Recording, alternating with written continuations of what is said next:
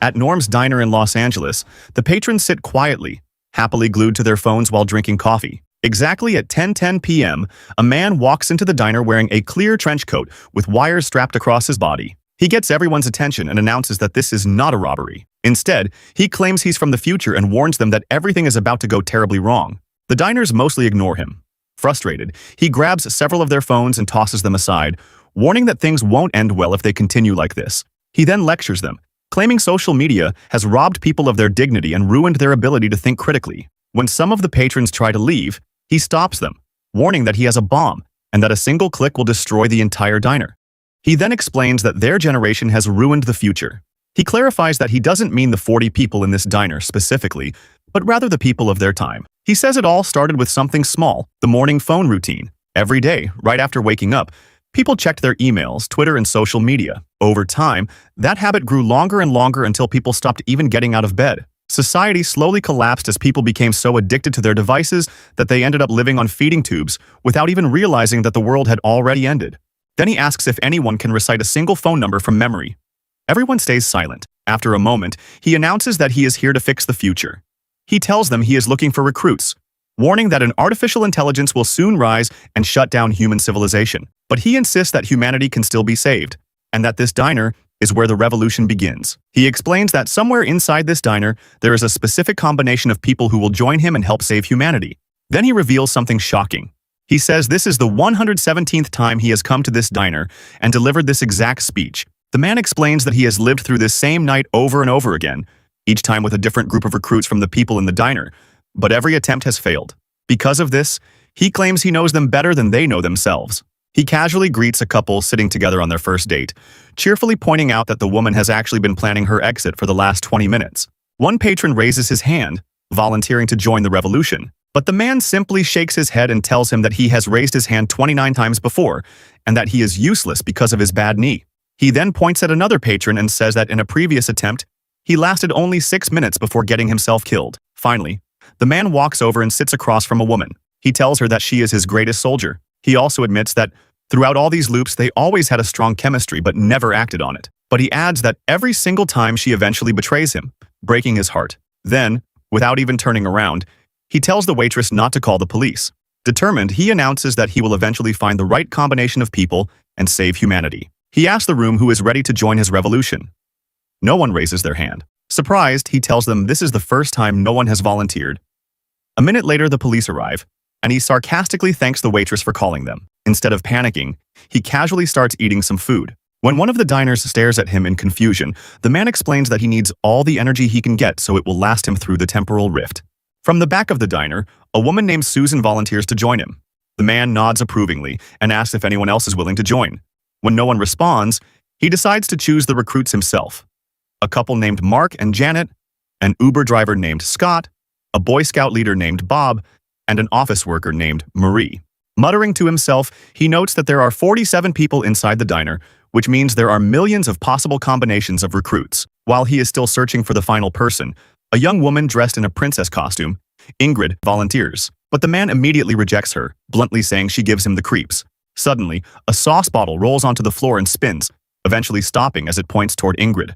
The man hesitates for a moment, but reluctantly chooses her. Looking at the group, he admits that this is a strange combination of people and says he has never tried this particular lineup before. The story then flashes back to a few days ago. Mark is nervous for his first day as a substitute teacher at a high school. He panics about how things might go.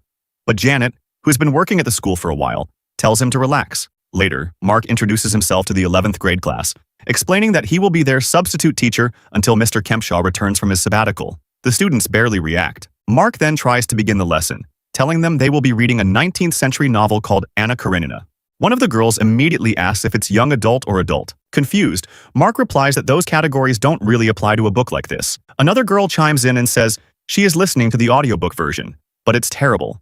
Mark tells her that she should read the actual book. Later that afternoon, in the teacher's lounge, Janet tells the other teachers that she caught a student passing a note during class this morning. The note read, "Have you tried Southern Heat barbecue Doritos? They're delicious." That's an advertisement. One of the teachers, Dale, asks if the note was handwritten. Janet shakes her head and explains that it was sent through an app. Another teacher, Sarah, mentions that Craig recently went on sabbatical from teaching because of stress. Mark then asks if there are any rules about students not using their phones during class. Janet mutters that it's a ridiculous question. However, Dale admits that he also hates seeing students glued to their phones and has been secretly building a signal jammer in his shop classroom to temporarily lock their devices. Dale sighs and casually says, "Great, another school shooting." Inside the safety bunker, one of the students mocks Sarah for being old. Mark immediately intervenes and tells the girl to leave her alone, but Janet quickly stops him and apologizes to the student, saying he didn't mean it. Days pass. One day, Janet asks Sarah where Dale is. "Sabbatical," Sarah replies. Mark, confused, asks what that even means. Janet explains that sometimes people take a sabbatical because their job becomes too stressful. Later in class, Mark decides to see what the students are doing on their phones. But when he looks at one of the screens, he becomes hypnotized and touches it. Suddenly, every student's phone screen changes to a strange triangle icon. The bell rings, and Mark quietly walks out of the classroom. To his surprise, every student silently follows him. Panicking, Mark tells Janet that he made a mistake and touched one of the students' phones. He also says he thinks something sinister is going on, and that the teachers suddenly going on sabbatical might somehow be connected to the students and their phones. At that moment, the students break down the door. Mark and Janet run and hide in a shop classroom. Inside, Mark notices the guns that Dale previously mentioned he had been working on. They fire at the students. For a brief moment, the students seem to snap back to reality, but almost immediately they fall back under the strange influence again. They run outside, jump into their car, and flee. Back in the present, the man calmly explains that the diner has 3 exits: the front entrance, the back door, and a side emergency exit, but admits that none of the exits are safe. Scott then asks the man if he's really from the future. Why didn't he just stop the waitress from calling the police? The man calmly replies that he actually did stop her, but says someone else called the police instead. Looking directly at Scott, Marie then asks him what their best chance of getting out alive is. The man shrugs and says, the only possible strategy is for everyone to split into 2 groups. One group would have to sacrifice themselves, allowing the other group to escape. Naturally, everyone immediately rejects the idea. The group moves toward the back door to see how many police officers are surrounding the diner. Ingrid offers to go outside. However, the man immediately stops her, saying she looks like someone who doesn't want to live anymore, and he refuses to facilitate a suicide. Marie then asks if anyone has any weapons. The man casually says that Bob has one, and in most loops, Bob tries to shoot him just to prove he's some kind of hero. Then the man manipulates Bob into volunteering. He tells him that if he goes outside, he could become the man who saves the world, and that the boys out there will see their scout leader as a true hero. Encouraged by the speech, Bob steps outside. Never tried that before. I thought it was worth a shot. Oh, Susan suddenly speaks up and tells the man there's a secret door in the office that leads to a back street. But the man says this is his 117th time, and he's never seen such a door. Just then, they hear police officers approaching the back entrance. With no better option, the group follows Susan, while the man reluctantly follows behind them. Then he collects everyone's phones and throws them into water. I don't have one. Yeah, of course you don't. Weirdo. They then descend into the hidden cellar. The man suspiciously asks Susan how she even knows about this secret door. Susan simply replies that she just wants to help. The man quietly mutters that this loop feels different from the others. The story then flashes back to Susan's past. Susan receives a devastating phone call informing her that there has been a school shooting and that her son is one of the victims. While waiting to sign official paperwork, she overhears a group of mothers mourning their children, who were also killed in the shooting. One of the moms gently asks Susan if she lost her child as well. Susan silently nods. She then asks if this is Susan's first time experiencing something like this, and whether her son was a good kid. Susan weakly replies, yes, he was. One of the mothers hands Susan a small card. They tell her to go home and rest tonight and to visit the address on the card tomorrow, promising that everything will be all right. That night, Susan breaks down crying while holding her son's clothes. The next morning, she decides to visit the address on the card. Inside the building, an employee introduces himself as Blaze and offers his condolences for her loss. I don't know what I'm doing here. Blaze nods sympathetically and asks which school the shooting happened at. Susan tells him it was Glenhurst High School and that her son Darren was in 9th grade. Blaze then calmly explains something shocking. Their company has the technology to clone her son, creating a fully organic human body taken from Darren's DNA. Susan, stunned, asks if that means he can truly give her son back. Blaze replies that physically the clone will be Darren, but when it comes to his personality, things get complicated, as brains are trickier to replicate. Susan then asks why she has never heard of this program before. Blaze explains that it is a classified project and also extremely expensive. When Susan asks how much it costs, Blaze tells her because her son died in a public shooting. The government will cover half the cost. He also adds that if she wants to save even more money, they offer a cheaper ad-supported version. In that version, once a day, Darren would read an advertisement in his own voice. You can give me my son back. Pretty much, yeah. Blaze takes Susan to the customization room for the clones. He asks her to choose Darren's personality type, recommending that she select only one option for the most stable result. Susan notices a strange option labeled unhinged. Confused, she asks why that option even exists. Blaze casually explains that it's usually used for the shooters. Shocked, Susan asks if they clone the shooters too. Blaze nods, explaining that the government often pays for that, but they make sure the clones are modified so they won't commit violence again. 70% chance they never shoot again. Susan eventually selects weird, explaining that Darren was a little eccentric. Blaze nods and moves on to hobbies, asking what Robbie liked. Susan corrects him. Darren. Blaze apologizes.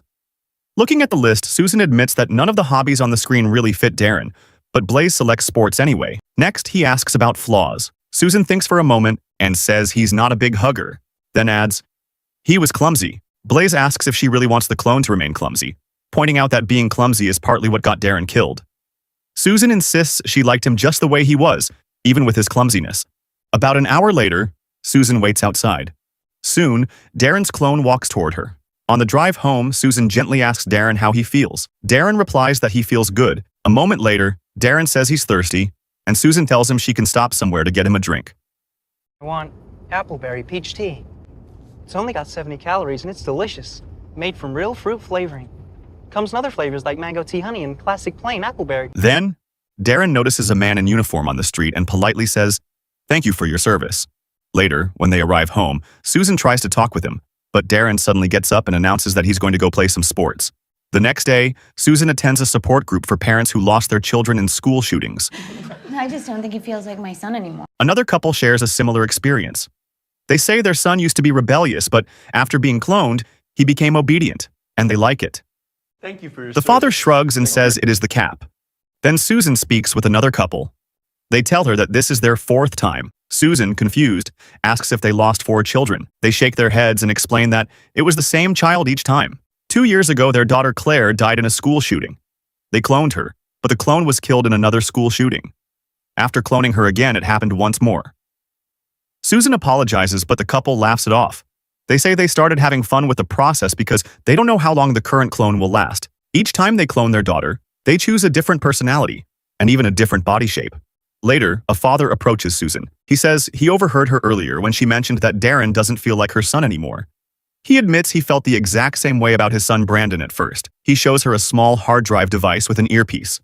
He explains that if she fills out a form on this website, she will receive a call through the earpiece. The voice she hears will be a digital version of her son. They get the personality a lot closer than these clones do. I can see your suffering. Later, Susan puts on the earpiece. Darren's voice comes through, asking if she's okay and noting she sounds tired. She quietly admits it's been a rough few days. Then, he asks Susan for a favor. Take him to the Norm's diner, and he'll guide her. When she asks why, he simply says she has to go with the man who will help bring him back. Back in the present, after successfully avoiding the police, the group asks the man where exactly he is taking them. The man sighs before revealing that just half a mile away, a 9-year-old boy is building a super advanced artificial intelligence system that could eventually lead to the destruction of humanity. He explains that the boy's house is only 6 blocks away from their current location. Right now, they are at Norm's diner. And to reach the house, they must cross several dangerous obstacles. First, they must pass an auto repair shop guarded by 2 vicious dogs. There is also a homeless man with a knife on the roof. After that, they must cross a storage yard surrounded by barbed wire fencing. Janet then asks him what he plans to do once they reach the boy's house. The man finally explains his mission. He must insert these safety protocols into the system before the child finishes building it in 60 minutes. He adds that these protocols won't exist for another 50 years, and that some of the smartest people of his time helped design them. Just then, they are suddenly chased by 2 men wearing masks. They manage to squeeze through an opening and enter an old building. Susan asks who they are. The man replies that they are the bad guys, and admits he has no idea why they chase him in every loop. Then, the man says he has never been here before and explains that he's going to scout the area and find another way to the boy's house. Scott tells the others they need to escape from this lunatic, while Marie sighs and says she was already having a terrible day and just wanted a slice of pie. Scott ignores her and says he's sure the man doesn't have a bomb and is definitely not from the future. Janet points out that the man knew Bob had a gun. Bob here's got Scott replies that anyone could tell Bob was armed and notes that the man didn't know about the cellar or the men chasing them. Ingrid speaks up, saying she doesn't really care either way. She only came to see how it would all play out. Scott snaps back that nobody cares. Who has a fucking cell phone? Hey, I do. Calm down, psycho. Ingrid grabs the phone and smashes it, explaining that she is allergic to Wi-Fi and cell phones. Scott calls her a weirdo, saying they could have used the phone to call for help. Scott prepares himself to confront the man, who eventually comes downstairs. The man tells them he can prove he's from the future, but says that none of that really matters. What matters, he explains, is that they are here because they see that the direction the world is heading in is not right. He then tells them that if they don't want to continue the journey, they're free to leave. Before walking away, the man says to Scott, 47 cents, left side pocket. Mark, curious, asks if the device strapped to the man is a bomb. The man shakes his head, explaining that it's his way back home. If he presses it, he will instantly jump out of this loop, returning to the diner and starting over.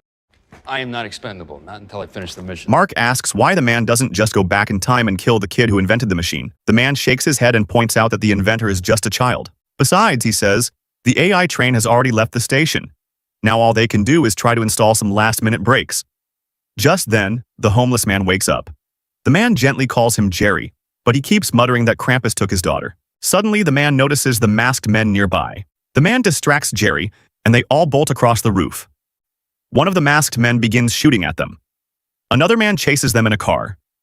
In his rush, he jumps out without putting it in park. The masked man holds them at a gunpoint. The man tells everyone to stop, but Marie doesn't listen. Before she is shot, she quietly whispers that she just wanted a slice of pie. The group flees the scene, but the back door is locked.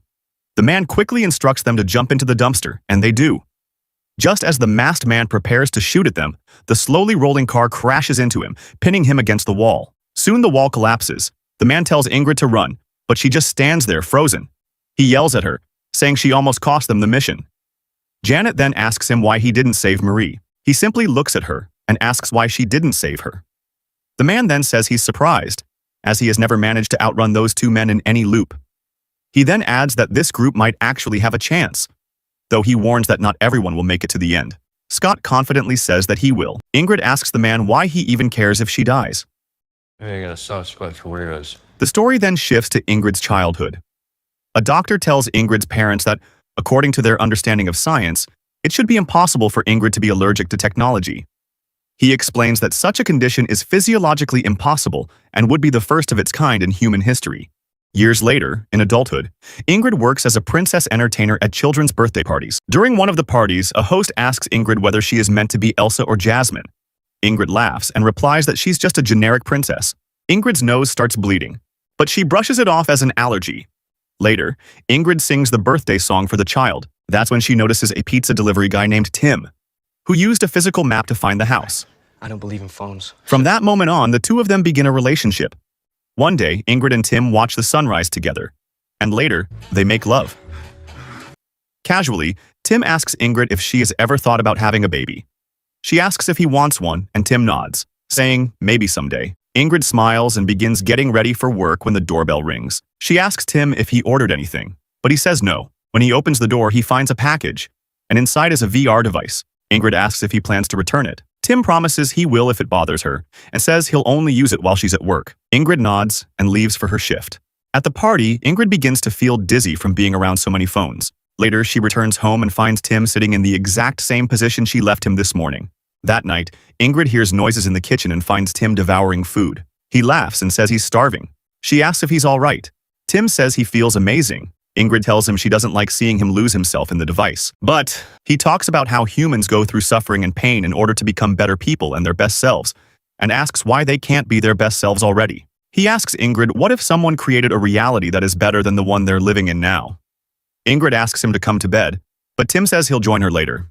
He also mentions that he's taken some time off work. She nods and tells him good night. Tim replies, "Good luck, have fun, don't die." Excuse me? It's a thing we say to each other in there. The next day, Ingrid begins bleeding heavily during a party and leaves. She returns home to find Tim cooking dinner for her. He tells her that he loves her. Then he admits that he has decided to permanently transition into virtual reality. He explains that in about a minute, a taxi will arrive to take him to the facility. Stunned, Ingrid asks if he's really leaving her for a video game. Tim says he wishes he had never tried the device, but now that he has, he can't unknow what he knows. He explains that someone has created a better reality, and he doesn't see any reason to stay in this one. Because of me. Tim quietly replies that it isn't enough. Please. Back in the present, the man leads the group to a house. He explains that it belongs to the Richardsons, who are currently on vacation. He points toward another house across the street where the 9-year-old boy is building the AI. Excited, Mark says they finally made it. The man then reveals that other groups have made it this far before, but none of them ever reach that house. When the others look at him in confusion, he explains that in just a few minutes, enemies will appear, enemies that have no weaknesses. Ingrid asks who they are. The man says he has no idea, explaining that in every loop it's different. Sometimes it's police officers, other times mercenaries, sometimes rabid dogs, Navy SEALs, or even millions of rats. Mark comments that rats would spread disease everywhere. Susan asks the man why he assumes it's always something dangerous. She wonders why it can't be something harmless, like kittens. Scott jokingly adds that it could also be a centaur throwing confetti. The man tells them not to make light of the situation. He then says he believes this group can help him get into the house. He asks them to barricade the place and prepare weapons for whatever is coming. So, that's exactly what they do. Janet asks the man what will happen if they fail and how it would affect the future. The man explains that the change would be subtle at first, but overnight, food and water would begin to disappear. Within 50 years, half of the population would be dead, while the other half would be hooked to their devices. He explains that the AI would give people constant distractions, memorable characters, exciting challenges, meaningful stakes, and satisfying endings. But in the end, it would all be a lie. But Mark says, "They never got you." He nods. Then he begins talking about his childhood. He explains that he always wanted to see a sunrise, and his mother used to describe it to him in vivid detail. She promised him that one day they would watch a sunrise together. He admits that he is always jealous of people who can see a sunrise anytime they want through their VR. Eventually, he and his mother left the city and moved to a remote place where AI couldn't find them. But he admits he resented his mother for never giving him the choice to reject the technology himself. Because of that, the temptation became even stronger. One day, an AI system detected him and destroyed the place where he and his mother had been living. Although he felt guilty, he also experienced a strange sense of freedom afterward. Eventually, he found a small group of survivors. He explains that he took on this mission so that, one day, he and his mother could watch a sunrise together. Suddenly, Ingrid's nose begins to bleed. At the same time, the man realizes he doesn't know how to handle the threat of teenagers with their phones. Mark explains that they are waiting for orders. Janet adds that at the school where they work, teachers had been disappearing. Then earlier this morning, the students suddenly showed up in a mob after Mark touched one of their phones. The teenagers soon break through the door. The group rushes upstairs.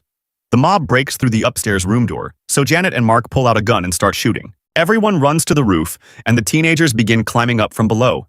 Janet and Mark keep firing while the others start pushing the attackers back. Then Mark realizes they won't be able to reach the house unless someone sacrifices themselves. Since he believes the whole situation started with him, he volunteers.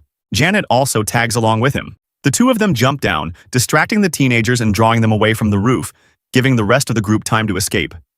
However, Scott gets stuck and calls out for help, but they leave him behind. Shortly afterward, the group encounters a monstrous cat. The teenagers begin recording it with their phones, but suddenly the cat starts eating them. So they run, and the cat chases after them. The group turns back and finds the masked man. He demands to know what they did to his partner. The man explains that his partner, Carl, forgot to put the car in park, and it rolled backward and crushed him against the wall. He sighs and explains that he and his partner were hired through an anonymous email. The job was simple: kill a guy in a trench coat and anyone with him for $50,000. The man nods and asks if he wants to grab a burrito. He says burritos were Carl's favorite, but before he can finish responding, he is suddenly run over by Scott. Scott jumps out proudly and announces that he made it. Everyone immediately starts yelling at him. The man then walks up and rings the doorbell. Susan informs her son that she made it. The man looks confused and asks what she is doing. Susan explains that her son Darren wanted her to come with him. Clearly frustrated, the man tells her that Voice is not her son. But Susan insists that he is. She even points out that Darren helped them escape from the diner earlier. At that moment, the door swings open and a woman asks them what they want. The man tells her they are looking for a 9-year-old boy. The woman smiles and says his name is Chris. She welcomes them in. The father also comes to greet them.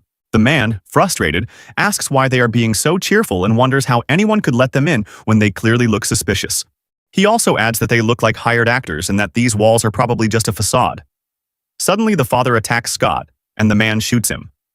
The mother tries to attack as well but quickly gives up, saying she is not getting paid enough for this and runs. Upstairs, they find a room filled with bricks. Downstairs, they notice a Roomba disappearing into a section of the wall. They tear the wall open and enter a narrow passage that leads to a staircase. There, they finally find the boy.